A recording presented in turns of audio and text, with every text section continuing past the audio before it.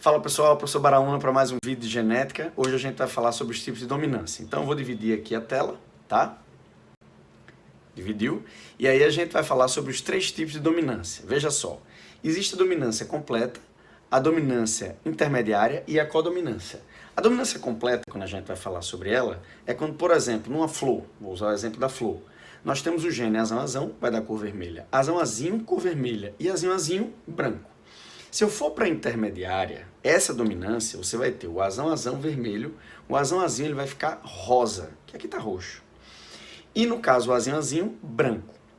Se nós formos para uma codominância, perceba, nós temos azão-azão vermelho, azão-azinho vermelho com branco e azinho-azinho branco. Consequentemente, essa dominância ela existe tanto para o azão quanto para o azinho. Como assim? Vamos lá. Deixa eu só mostrar o exemplo da flor de cor intermediária, que é essa flor rosa, e o exemplo da flor codominante, que é a flor branca com vermelho. Bom, explicando como os genes funcionam, eles funcionam da seguinte forma. Na dominância completa, o azão-azão são dois genes produzindo pigmento, daí a cor vermelha.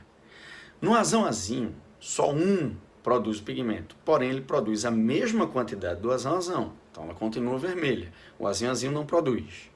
Na dominância intermediária, o que é que vai acontecer? Azão-azão, eles produzem pigmento vermelho. Azão-azinho, só um azão produz pigmento vermelho, que não é a quantidade que o azão-azão vai produzir, ou seja, tem dois genes produzindo no azão-azão e só um produzindo no azão-azinho. Resultado é um vermelho mais claro. E o azinho-azinho, branco. Numa codominância, aí sim, o azão-azão ele vai produzir, o azão-azinho vai produzir o azão e o azinho-azinho vai produzir. E você diz, pô, Bara, então não tem, obviamente, o porquê dizer que ele é azinho. E aí, justamente, o que alguns autores fazem é justamente a substituição dos genes para, no caso, dois genes dominantes. Então, a dominância completa, ela ficaria azão-azão, azão-azinho, azinho-azinho. Numa intermediária e numa codominância, ele utilizaria duas letras para indicar esses genes. Então, seria Vzão-Vzão, VB e BB.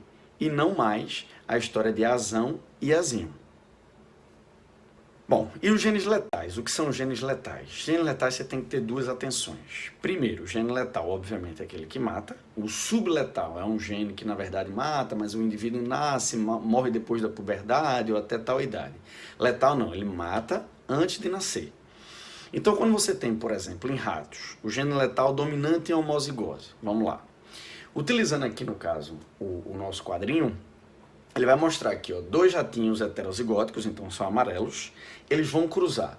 Daí vai nascer o quê? Dois heterozigóticos, um recessivo, que no caso seria o marrom, os dois heterozigóticos seriam o amarelo, e um homozigoto dominante, esse é letal, então ele nem nasce.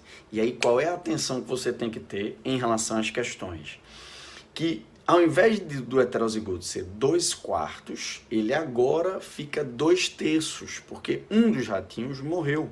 Então não tem 2/4, e sim 2/3. E o outro ratinho, que é o recessivo, agora ele ficará 1/3, ok? Então essa aula foi a complementar para que você fizesse essa ficha inicial, tá ok? Valeu!